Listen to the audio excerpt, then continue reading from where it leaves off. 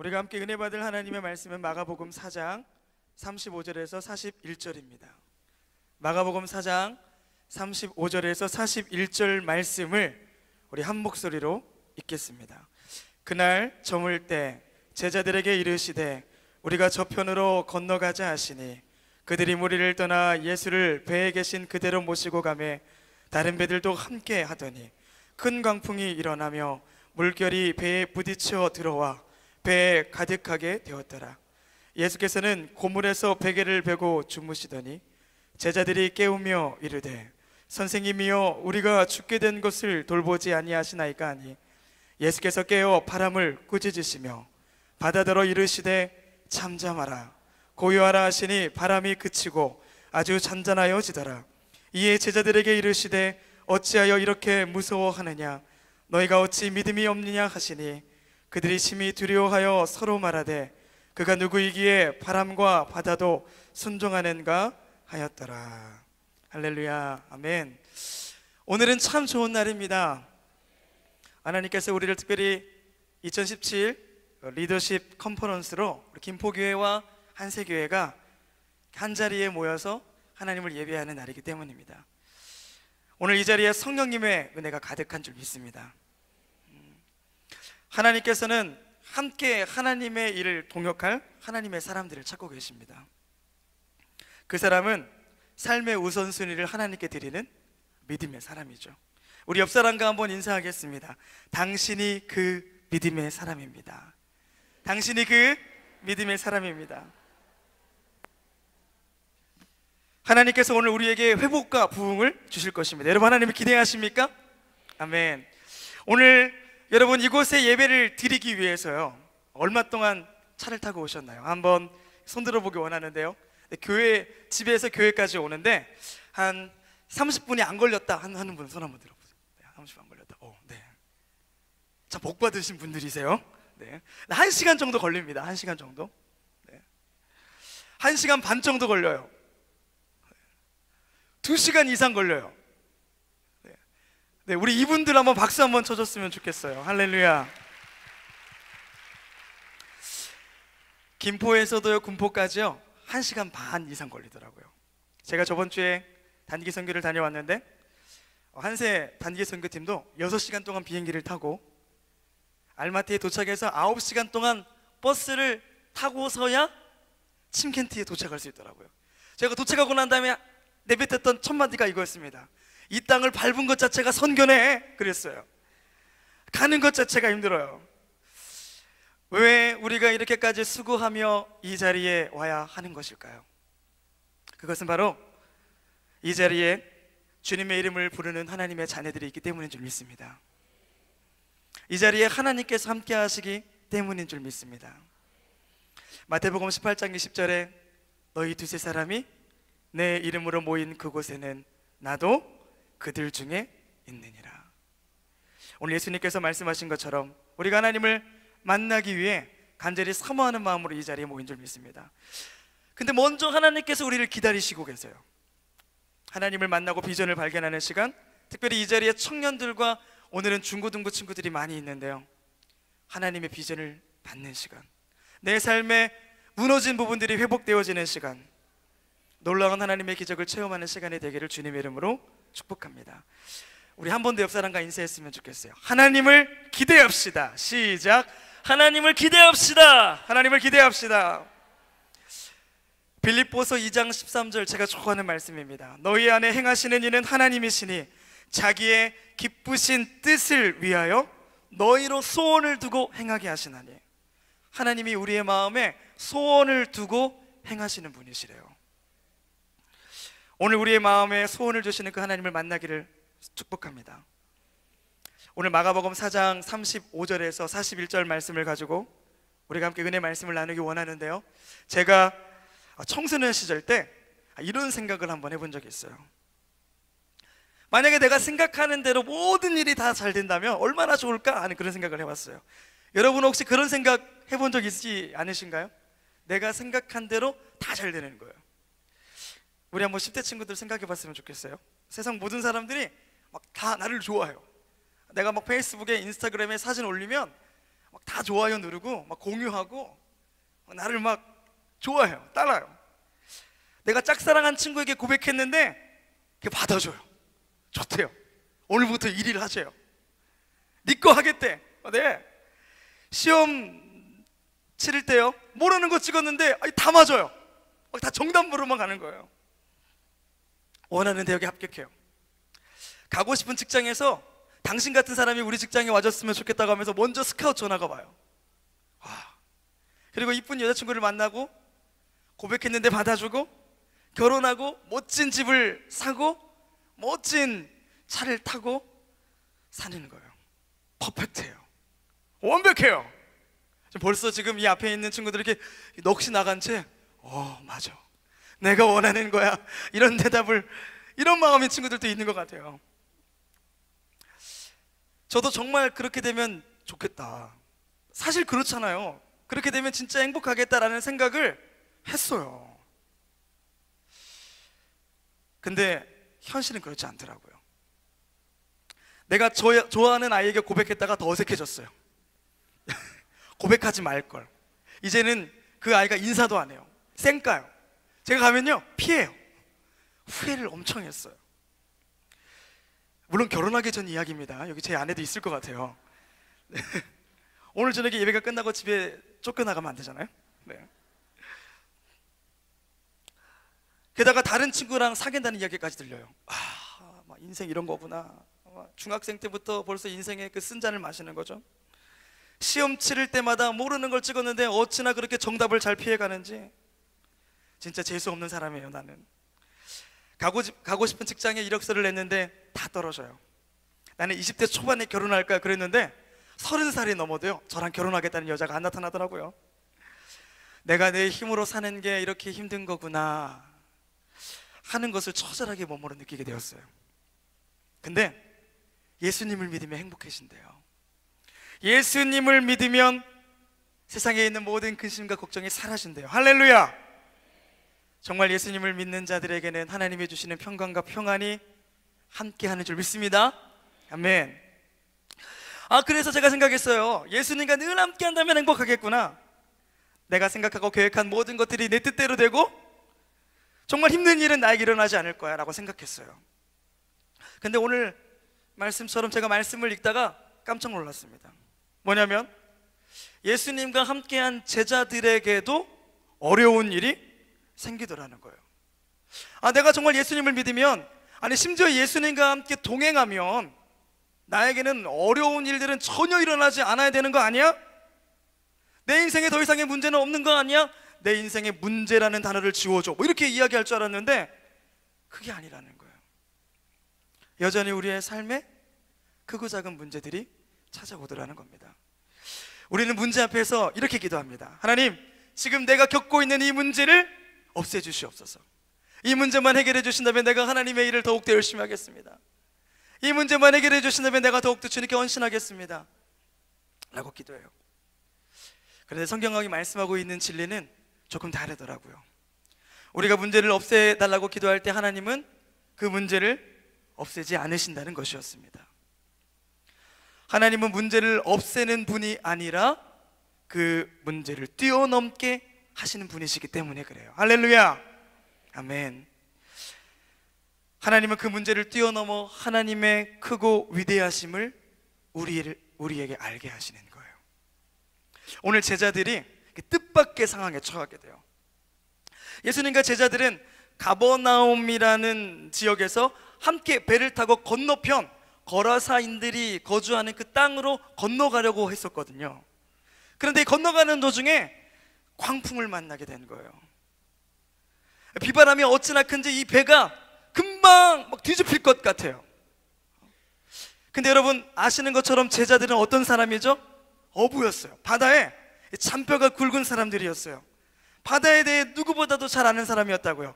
조금 바람이 부니까 베드로가 아마 이랬을 거예요. 걱정하지 마, 우리가 초당 만약에 50리터의 물을 퍼낸다면 이 광풍을 뚫고 지나갈 수 있을 거야, 이렇게 이야기했을지도 몰라요. 그 얘기를 듣자 옆에 있던 안드레가 이야기합니다. 아니야, 좀 어려울 것 같아, 옆에 있는 배에게 좀 도와달라고 이야기하자, 이랬을 수도 있어요.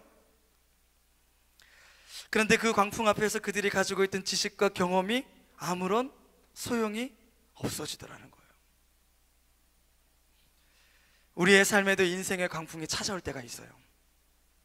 내 뜻과 계획이 무너지고 앞이 보이지 않고 가정이 깨어지고 원치 않는 질병이 찾아올 때요. 청년 때의 광풍이 뭘까요? 물어보면 거의 대부분 취업과 결혼이래요. 내가 이렇게 취업하기 힘든지 몰랐대요. 중고등부 친구들에게는 대학 입시가 광풍이에요. 부모님들에게는 뭐가 광풍일까요? 여림의 아홉이 자녀래요. 우리 아들, 딸 때문에 살겠대요. 특별히 오늘 이 자리에 청년과 중고등부 친구들 그리고 우리 학부모님들이 계시기에 오늘 자녀들의 이야기를 조금 하려 합니다. 자녀 문제는 정말 인생의 십자가입니다. 여러분들이 십자가인지 잘 몰랐죠? 저도요 6살과 4살 된 남자아이들이 있는데 이 아이들이 지금은 어리니까 제 말을 잘 들어요. 그런데 제가 지금 중고등부 친구들과 함께 있거든요. 벌써 걱정돼요. 이때가 되면 내가 얘네들을 어떻게 대해야 될까? 얘네들이 반항하면 내 마음은 어떨까? 당장 집에 나가! 이렇게 이야기할까? 막 고민이 돼요. 긴장이 돼요. 그 아이들을 보는데도요. 중고등부 친구들과 학부모님들과 얘기를 나눠보면 그분들이 가지고 있는 대부분의 문제는 바로 소통의 문제였어요. 여러분 혹시 나는 일주일에 우리 부모님과 한 30분 이상 그래도 대화한다 하는 친구들 있으면 손 한번 들어줘 보실래요? 되게 훌륭한 친구들이에요. 박수 한번 쳐주세요. 와. 심지어요 일주일에 30분이 뭐예요? 일주일에 10분도 대화다운 대화를 하지 않는 가정이 너무나 많이 있다는 거예요. 막상 또 대화를 해도 서로 말이 통하지가 않아요. 그래서 벽이 생겨요. 엄마 미워! 라고 아들이 이야기하자 엄마가 이렇게 이야기합니다. 마음을 공감해 준다면서 하는 얘기가 너도 나중에 커서 너 같은 자식 한번 낳아봐라 이렇게 얘기를 해요. 그리고 자신의 뜻을 굽히지 않는 자녀에게 이렇게 이야기합니다. 너는 누굴 닮아서 그렇게 고집이 세니? 이게 이야기하는 거죠.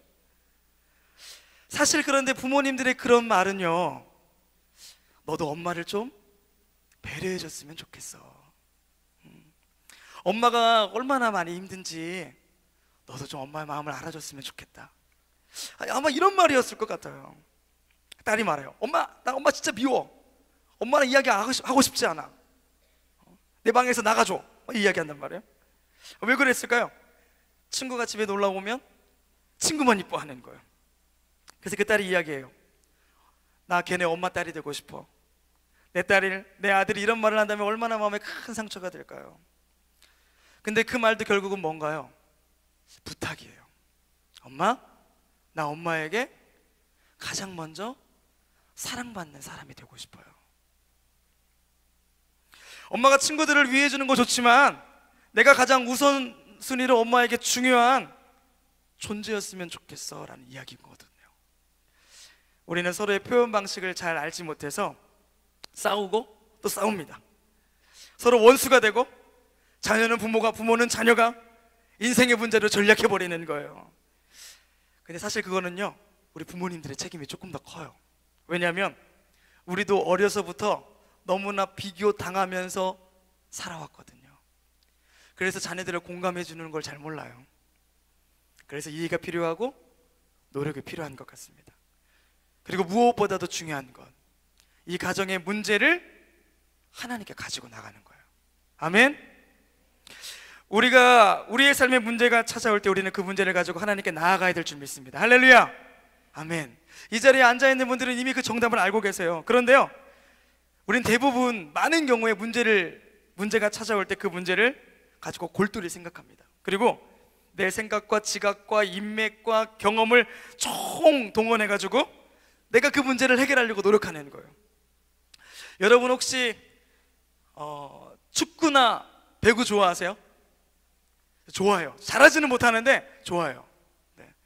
축구 경기 중에 드리블이라는 게 있더라고요. 드리블은 뭐죠? 공을 이렇게 몰고 가는 거예요. 몰고 가는 거예요. 배구 경기 중에요 토스라는 게 있어요. 이 토스라는 것은 뭐냐면 공이 나에게 올 때 공격수에게 공을 던져주는 거예요. 넘겨주는 거예요. 우리는 문제가 우리 앞에 다가오게 될 때 그 문제를 예수님께 토스해야 됩니다. 아멘. 왜냐하면 사실 그 문제는 나의 것이 아니기 때문에 그렇죠. 근데 문제가 오면 많은 경우에 그 문제를 가지고 내가 질주하는 거예요. 드리블해요. 이렇게 하면 될 거라고 생각하는 거예요. 경험을 가지고도 드리블 해보고요, 인맥을 가지고도 드리블 해보는 거예요. 그러나 그것이 잘 뜻대로 되지 않더라는 것입니다.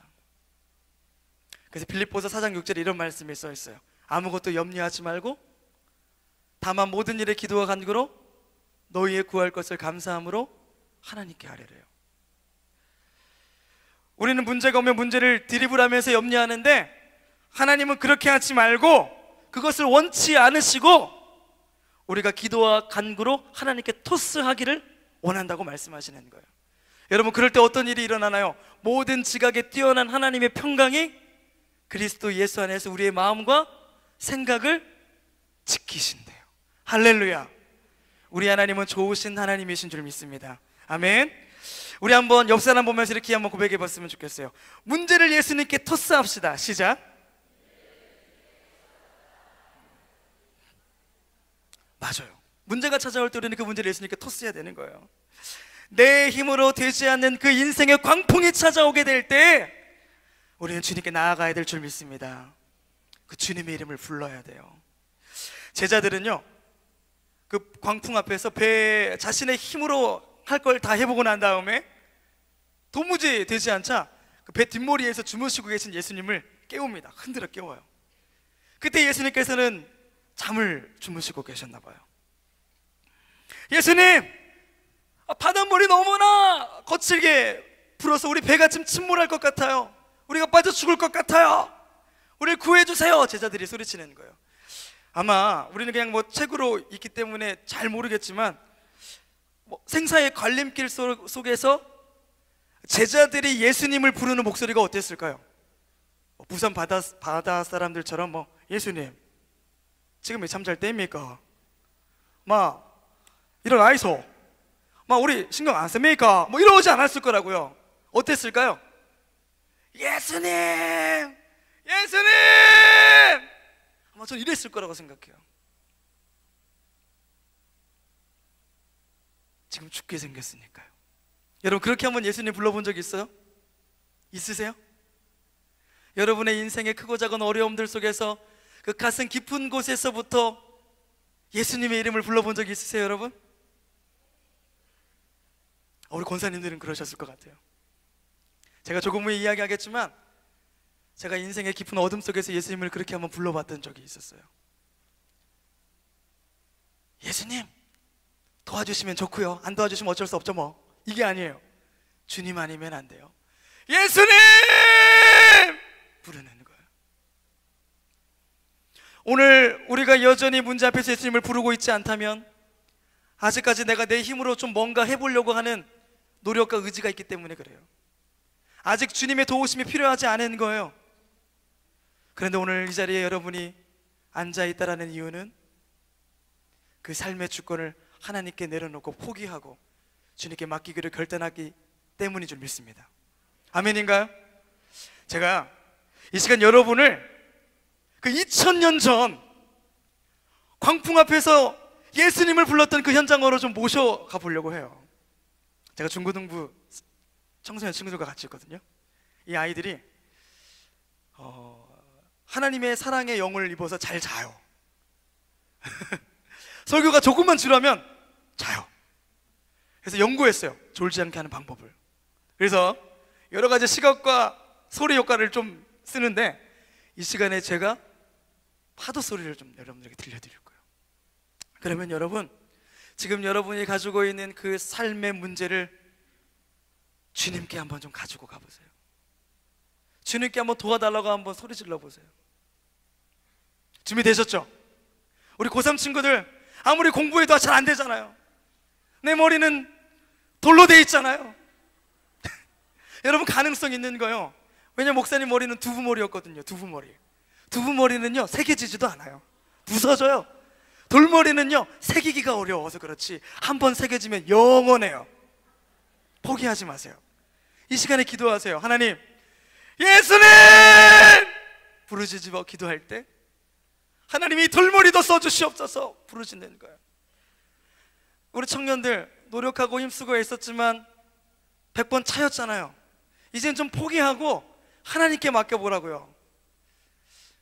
제가 저의 보기에 좋고 아름다운 자매들만큼은 포기할 수 없습니다라고 고백했던 것을 내려놨을 때 어디 앉아있는지 잘 안 보여요. 우리 아내가 평소에 잘 보였는데 우리 아내를 만나게 됐단 말이에요. 얼마나 좋았는지 2개월 만에 2개월 만에 결혼을 했잖아요. 비결 알려드리는 겁니다. 아셨죠? 자, 지금 파도 소리를 들려드릴 거예요. 한 1분 정도 들려줄 거예요. 1분 정도. 네. 여러분 이 시간에 집중하기를 원해요. 준비되셨죠? 우리 준비되면 아멘. 지금 여러분은 지금 죽기 일보 직전인 거예요. 아셨죠? 예수님의 이름을 불러야 돼요. 잠자고 있는 예수님을 깨워야 돼요. 준비됐죠? 준비됐나요? 네, 틀어주세요. 더 크게. 네. 좀 더 크게 들어주세요. 오! 예수님의 이름을 부르세요. 예수님! 예수님! 예수님! 여러분 주님의 이름을 불러보세요. 예수님! 우리가 죽게 되었나이다.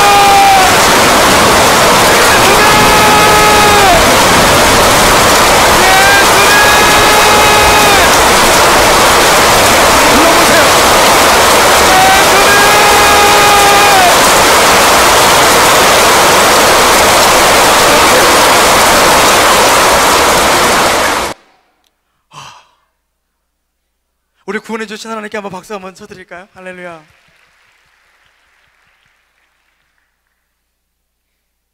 여러분 정말 이거보다 더 있을 거예요. 너는 내게 부르짖으라. 내가 내게 응답하겠고 내가 알지 못하는 크고 은밀한 일을 너에게 보이리라. 우리 하나님은요 응답하시는 하나님이시더라고요. 제자들이 예수님을 찾았을 때 사실 그 제자들에게는 온전한 믿음이 있었던 것이 아니에요. 그냥 당시 상황이 두렵고 자신들을 돌봐주지 않는 그 예수님이 원망스러웠을 뿐이라고요. 우리도 제자들과 같은 눈으로 예수님을 바라볼 때가 있어요. 그저 나의 필요를 채워주시는 예수님, 나의 소원을 들어주시는 예수님으로만 생각할 때가 있습니다. 그러나 예수님은 나의 생명이시며 나의 모든 것이 되시는 하나님이신 줄 믿습니다. 아멘. 제자들이 예수님의 이름을 부르자 예수님이 잠에서 일어나 바다를 향해 꾸짖으세요. 바다야 잠잠하라. 파도야 고요하라. 말씀하시고 선포하자 방금 우리가 경험한 것처럼 폭풍우가 멈추고 파도가 잠잠해지는 거예요. 제자들은 생각했습니다. 예수님이 누구시기에 바다와 파도도 그분의 말씀 앞에 순종하는가? 그리고 예수님이 제자들에게 말씀하시는 거예요. 어찌하여 두려워하느냐? 어찌 그리 믿음이 없느냐? 제자들을 꾸짖으십니다. 이 말씀은 이런 뜻이에요.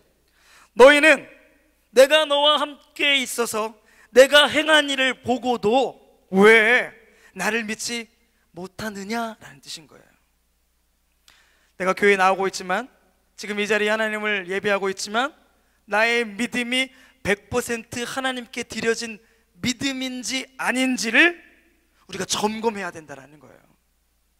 내가 한 발은 하나님을 섬기고 있지만 여전히 한 발은 세상에 갈 여지를 두고 있지는 않은지, 내가 하나님을 믿고 신뢰한다라고 이야기하지만 여전히 뒤로는 나의 생각과 경험과 방법들을 생각하고 있지 않은지, 하나님은 우리의 100% 믿음을 요구하시더라고요. 우리가 하나님을 믿고 있지만 여전히 내 삶에 하나님의 은혜가 나타나지 않는 것은 내가 아직까지도 저울질을 하고 있기 때문에 그러는 거예요. 나의 생명이 되어주시고 예수님이 나의 모든 것 되어주시는구나.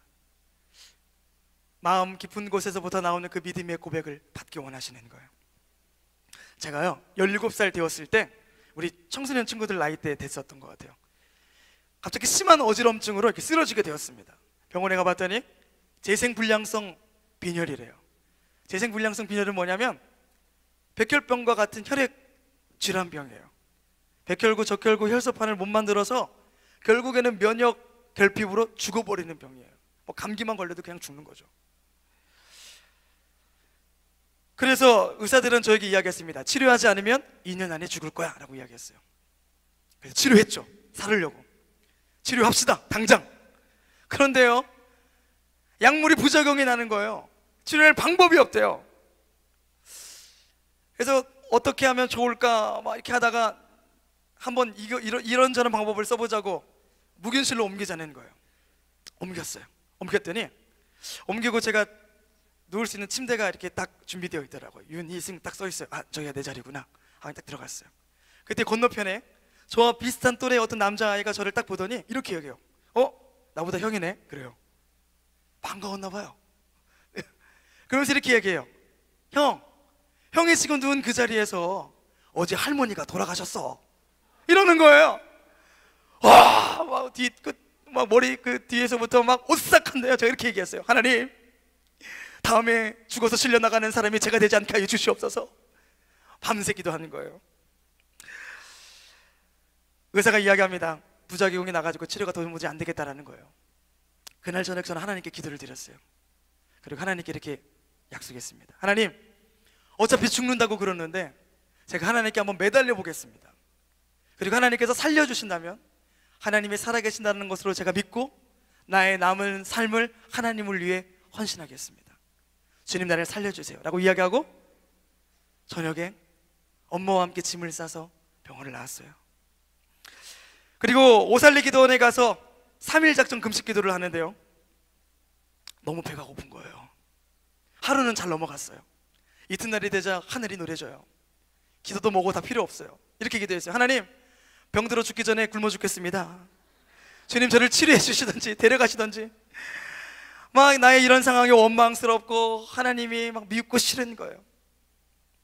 그때는 하고 싶지 않은 공부가 하고 싶더라고요. 그래서 대성전 오살리 기도원 가신 분은 알잖아요. 바닥이 있잖아요. 대성전에 막 주먹을 치면서 하나님을 향해 원망하고 내가 태어난 걸 저주하고 죄를 뿌리며, 네, 주여 나 욥입니다 막 이러며 어떻게 할 거냐고, 나 살릴 거냐고 죽일 거냐고 막 하나님과 막 씨름을 하고 있을 그때 지쳐서 잠깐 엎드려 있었는데 한 전도사님이 저에게 다가오더니, 하울링이 안 나는군요 다행히, 머리에 손을 탁 얹고 이렇게 얘기해 주시는 거예요. 형제님, 하나님이 주시는 말씀이에요. 이사야 41장 10절을 읽어보세요 그러는 거예요. 우리 이사야 41장 10절 말씀을 한번 같이 읽었으면 좋겠어요. 준비됐나요? 이사야서 41장 10절 띄워주실래요? 두려워 말씀을 준비됐으면 띄워주셨으면 좋겠는데 이사야 41장 10절이에요 읽어드릴게요. 두려워하지 말라, 내가 너와 함께함이라. 놀라지 말라, 나는 내 하나님이 됨이라. 내가 너를 굳세게 하리라. 참으로 너를 도와주리라. 참으로 울어온 나의 오른손으로 너를 붙들리라. 할렐루야. 제가 이 말씀을 숙소에 가서 읽는데요, 제 마음 가운데 이런 하나님의 음성이 탁 들리는 것 같아요. 나았다, 하나님이 다 보고 계시는구나. 이 일 후에 저는 6개월 동안 기도원에 있게 되었습니다. 저희 어머니가 이런 얘기를 하시는 거예요. 너는 이제 앞으로 주의 길을 갈 건데 각오해라. 그러면서 네가 목회자가 될 때는 찬양도 잘 불러야 되고, 엄마가 욕심이 많았나 봐요. 말씀도 잘 전해야 되고, 뭐 아이들을 뭐 잘 가르칠 수 있어야 되고, 그러니까 너는 기도원에서 만능 탤런트가 돼가지고 나와라 그러는 거예요. 주여. 당시 기도원의 예배가 하루에 3번씩 있었는데 몸이 굳어져가는 아내의 치료를 위해 기도원에 오신 한 집사님이 있었어요. 그분에게 기타를 배우게 됐어요. 그리고 온몸이 아토피로 고생하고 있는 젊은 청년 형이 있었는데 그분에게 드럼을 배우게 됐습니다. 그리고 기도원의 아침 예배에 찬양 인도를 한번 언젠가 해보라는 거예요. 그래서 처음 기도원에서 예배를 인도하게 됐어요. 시간이 지나고 나서 보니 하나님께서 저를 하나님의 도구를 쓰기 위해 하나하나씩 준비하고 계셨던 거예요. 6개월이 지나서 기도원을 나오게 됐는데 제가 기도원에서 나오고 난 다음에 가장 먼저 어디를 갔을 것 같으세요 혹시? 맞아요. 맞춘 분 이따가 선물 드릴게요. 병원에 갔어요. 병원에 가서 검사를 했습니다. 검사 결과를 봤는데 정말 놀랍게 백혈구와 적혈구가 정상 수치가 됐어요. 할렐루야. 하나님께 영광의 박수를 드리겠습니다. 의사가 깜짝 놀랐어요. 저한테 막 물어보는 거예요. 따발총으로. 어디를 갔다 왔나요? 무슨 약을 먹었나요? 어떻게 이렇게 낫게 되었나요? 이렇게 얘기했어요. 제가 그렇게 얘기했죠. 어떤 병원에 가지 않았어요. 근데 약은 좀 먹었어요. 어떤 약 먹었나요? 새로운 신약인가요? 아니요. 구약과 신약 좀 먹었어요. 그렇게 이야기하면서 하나님께서 나를 치료해 주셨다고 제가 그 하나님을 알지 못하는 사람에게 딱 한마디 던지고 딱 나오는데 속이 다시 후련하더라고요. 그리고 저는 약속대로 10년 후에 이 한세대학교 영산신대원에 입학하게 됩니다. 그게 2006년도 이야기예요. 그리고 이렇게 목회자가 되어서 하나님의 일을 하게 되었습니다. 할렐루야. 하나님께 영광의 박수 올려드립니다. 제가 청년이 돼서요, 그러니까 어머니와 함께 지난 시간들을 한번 좀 나눠본 적이 있었어요. 엄마는 지나온 삶을 돌아봤을 때 언제가 가장 행복한 것 같아요? 라고 물어봤더니 어머니가 이렇게 이야기합니다. 이승아, 네가 97년도에 아파서 병원에 입원했던 적이 있었지. 왜? 그때 의사 선생님이 치료 못한다고 그랬었잖아. 맞아요. 그래서 네가 기도원에 갔었어. 맞아요. 근데 우리 집안 형편이 어려워서 엄마가 기도원에 같이 있어주지 못했어. 그랬죠. 그래서 엄마가 일주일에 한 번씩 너를 보러 가게 될 수밖에 없었는데, 그때 엄마가 너를 보러 갈 때 음식을 이렇게, 엄마가 좀 손이 커요. 손 사이즈가 한 280 정도 돼요. 그래가지고 제가 먹을 것만 이렇게 국 조금 싸우는 게 아니고요, 막 거기에 있는 그 친구들 다 먹으라고 막 한 20인분을 싸우는 거예요. 막 이렇게 막 그걸 버스를 타고 막 한 3시간씩 가지고 오는 거예요. 그걸 가지고 와서 너와 같이 그걸 먹으며 같이 예배드렸던 그때 있잖아. 엄마는 그때가 가장 행복했던 것 같아. 제가 그 얘기를 딱 듣는데 내 마음에 눈물이 확 나는 거예요. 나는 내 인생에 가장 어둡고 힘들고 괴로웠던 때라고 생각했던 시절이었는데, 엄마는 그 시간을 인생에 있어서 가장 행복했던 시간으로 기억하고 있구나. 그래, 우리 하나님은 이렇게 고난과 역경을 간증과 찬양으로 바꾸시는 분이시구나. 할렐루야. 여러분이 믿고 있는 하나님이 그런 하나님이시라니까요. 아멘인가요? 우리 그 하나님께 한번 감사의 박수 올려드려요. 할렐루야. 우리가 기억해야 할 게 하나 있어요. 뭐가 있냐면, 우리는 예수님 없는 삶을 생각하지만 예수님 없는 삶의 행복이라는 것은 없어요. 예수님 없는 삶의 꿈과 비전은 없는 거라고요. 오직 예수님 안에 우리의 삶의 행복과 비전과 꿈이 있는 줄 믿습니다. 예수님을 향한 믿음이 있어야 된다고요. 그러기 위해 우리가 그분을 만나야 되고 그분을 제대로 알아야 하는 줄 믿습니다. 예수님의 생명이 우리의 삶과 가정 가운데 넘치기 원합니다. 그리고 기도해야 된다고요. 폭풍우를 뚫고 예수님과 제자들이요, 거라사 지역에 도착하게 되었습니다. 근데 예수님이 이 거라사 지역에 온 이유는 어떤 특별한 한 사람을 만나기 위함이었어요. 그 사람은 오랜 시간 동안 귀신에 들려서 스스로를 상하게 하는 사람이었습니다. 밤낮 무덤 사이에서 소리치르는 사람이었어요. 그리고 많은 귀신, 군대 귀신이 들어간 사람이래요. 귀신이 예수님을 단번에 알아봅니다. 그리고 나를 괴롭게 하지 말라고 간청해요. 예수님이 그 귀신에게 명하여 그 사람에게 들어간 귀신을 나오게 하세요. 귀신이 돼지떼에게 들어가는데 무려 2,000마리의 돼지떼가 어떻게 되죠? 물속으로 들어가 몰살당하게 돼요. 정신 차린 그 사람이 예수님이 자신을 고치셨음을 알게 돼요. 사실 귀신 들린 거라사에는 오늘 저와 여러분들의 모습이기도 합니다. 예수님을 알지 못하면 우리는 사단마귀의 종이 되기 때문입니다. 아니, 내가 사단마귀의 종이 되었다고요? 물질의 종이 되고요, 중독의 종이 되고요, 명예의 종이 되고요, 사람의 종이 되는 거예요. 하나님의 형상을 잃어버리고 세상의 종 노릇을 하게 되는 거예요. 그러나 우리를 사랑하시는 예수님은 우리를 종으로 두지 않으시고 우리에게 자유를 선포하십니다. 할렐루야. 아멘. 그분은 능력과 생명으로 사단 마귀를 멸하시는 분이세요. 그리고 우리를 자유케 하시고 우리에게 해방을 주십니다. 그분의 말씀이 선포되어지자 어떤 일이 일어나나요? 그 사람에게 들렸던 귀신이 쫓겨져 나가게 되고 매었던 죄사슬이 풀려지게 되더라는 거예요. 오늘 우리는 이렇게 기도해야 돼요. 하나님, 내 삶을 묶고 있는 악한 어둠의 권세를 떠나가게 해 주시옵소서. 내 삶에도 주님의 음성이 들리게 해 주시옵소서. 내 귀에도 하나님의 말씀이 말씀되게 해 주시옵소서. 오늘 우리가 그렇게 기도하기를 원해요. 예수님이 거라사 지역에 오신 이유가 뭐라고요? 그 귀신 들린 한 사람을 고치시려고요. 그 사람을 치유하고 나서 예수님은 다시 건너가시거든요. 나를 위해서, 나 한 사람을 만나기 위해서 예수님이 그 폭풍우를 뚫고 오신 거예요.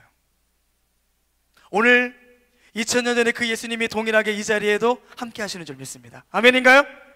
여러분들을 만나주시고 여러분들에게 생명을 주시려고 지금 이 자리에 여러분과 함께 하고 계신 거예요. 제가 한 가지 간증만을 드리고 우리가 함께 기도하고 싶은데요, 저번 주 단기 선교를 다녀오면서 참 많은 은혜를 받았습니다. 우리 김포 청년들과 청소년들에게 잠깐 설명하기 원하는데요, 우리 한세교회는 매 해년마다 카자흐스탄과 우즈베키스탄과 러시아로 이렇게 단기 선교를 가거든요. 그래서 올해도 여김없이 하계 단기 선교팀을 데리고 우리가 그 땅을 밟고 왔습니다. 근데 이번 선교는 저에게 한 사람 한 사람을 회복시키시는 그 하나님을 만나는 시간이었어요. 특별히 저는 이 시간에 그 선교 기관장이신 윤용식 안수 집사님과 나눴던 이야기들을 좀 하려고 합니다. 윤 집사님과 특별히 우리 조재영 집사님이라는 집사님과 저 이렇게 세 명이 후발대로 비행기를 타고 이제 알마타로 가게 되었는데, 비행기가 6시 10분에 떠야 됐어요. 딱 타고 이제 비행기가 막 이륙하려고 하는데 갑자기 비행기가 시동이 꺼지는 것처럼 이렇게 훅 가라앉는 거예요. 이렇게 뭐지? 그랬어요. 근데 갑자기 얘기합니다. Ladies and gentlemen, 기장입니다. 여러분들에게 잠시 안내 말씀드리겠다는 거예요. 기체 결함으로 비행기가 뜨지 못하고 잠깐 점검을 해야 한다는 거예요. 기다렸죠. 뭐지? 그리고 목사님께 연락을 드렸어요. 목사님, 비행기가 뜨다가 말았습니다. 어떻게 해야 될까요? 목사님께서 이야기하셨어요. 당황하지 말고 기도하며 침착하게 있으세요. 그러셨어요. 그래서 아멘 문자를 보내고 윤영식 집사님과 하나님을 만난 이야기에 대해서 나누기 시작했습니다. 집사님이 어떻게 처음 하나님을 만났는지, 그리고 지금 어떤 기도 제목들을 가지고 이 자리에 왔는지 이야기해 주셨어요. 특별히 집사님은 이렇게 집을 짓는 일을 하고 계시거든요.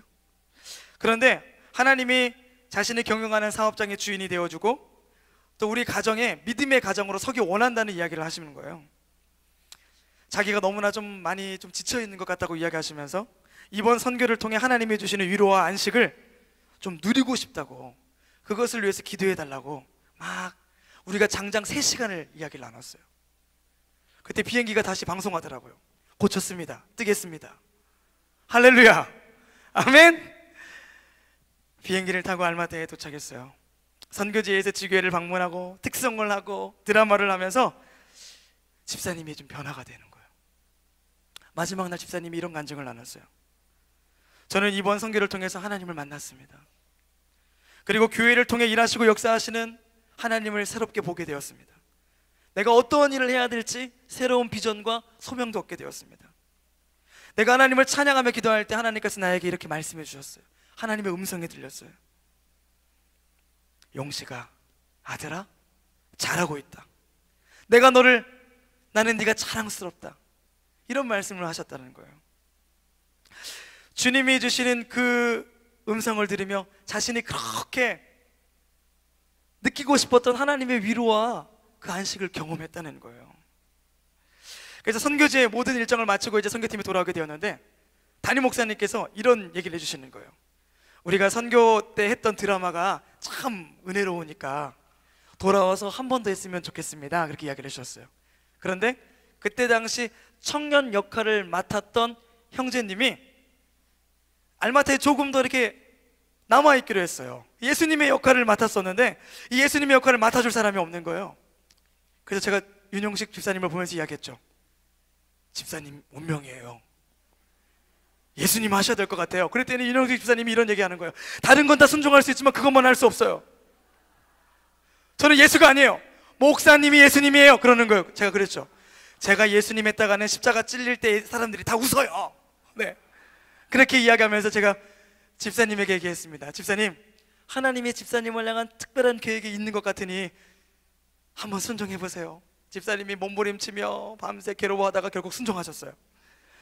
아직 한국에 돌아오셔가지고 일주일 동안 열심히 준비하고 저번 주 일요일 날 이 자리에서 그 예수님의 역할을 완벽하게 소화해내시는데, 제가 집사님의 표정을 아주 유심히 쳐다봤어요. 이 드라마의 내용 중에 세상에서 자기 욕심대로 할 것을 다 하다가 결국 예수님 앞에 엎드려지는 한 청년이 나오는데, 윤용식 집사님이 예수님이 되어서 그 청년을 안아주고 위로해 주거든요. 근데 이 집사님이요, 그 청년을 온 마음을 다해서 끌어안아 주는 거예요. 그리고 부담스러울 정도로 쓰다듬어 주는 거예요. 이렇게 남자가 남자를 이렇게 막 사랑한다 막 이런 마음을 담아서 막 표정에서 막 꿀이 뚝뚝 떨어져요 막. 근데 제가 그 앞에서 이 집사님의 간증을 다 듣고 들어서 알고 있잖아요. 어떤 마음이 들었는지 알아요? 집사님이 이런 얘기를 했거든요. 자기는 사랑 표현이 약한 사람이라고 그랬어요. 근데 지금 그 누구보다도 하나님의 사랑을 표현하고 있는 거예요. 예수님이 되어서. 아, 확실히 하나님이 우리 집사님을 만나주시고 집사님에게 그 마음의 위로를 주셨구나. 그래서 우리 집사님이 이렇게 진솔이를 위로해 주는구나 라는 생각이 들었어요. 여러분, 우리 하나님은 좋으신 하나님이신 줄 믿습니다. 아멘인가요? 오늘 하나님께서 우리를 이 자리에 부르신 이유가 있어요. 그냥 단지 내가 가지고 있는 문제 앞에 엎드려지라고 나를 부르는 게 아니라고요. 우리의 문제를 뛰어넘어 그것을 해결하시며 우리를 하나님의 사람으로, 믿음의 사람으로 세우시고 우리를 통해 하나님의 영광스러운 일들을 하시라고 우리를 부르신 줄 믿습니다. 저는 계시록 19장의 마지막 날 우리가 어린 양의 혼인잔치에 함께 부를 그 찬양의 모습을 한번 생각해 봐요. 구원받은 백성들이 함께 어린 양과 하나 되어 거룩하다 거룩하다 찬양받기 합당하신 그 하나님을 높이는 그 모습을 생각해 보게 됩니다. 하나님께서 우리 한 사람 한 사람을 교회로 부르시고 우리에게 꿈을 주시며 우리를 통해 아름다운 하나님의 교회를 세우시기 원한다는 거예요. 오늘 이 저녁에 우리가 그 하나님을 만나기 원합니다. 여러분, 준비되셨나요? 주님의 이름을 부를 준비되셨나요? 준비되신 분들은 다 그 자리에서 일어서 주세요.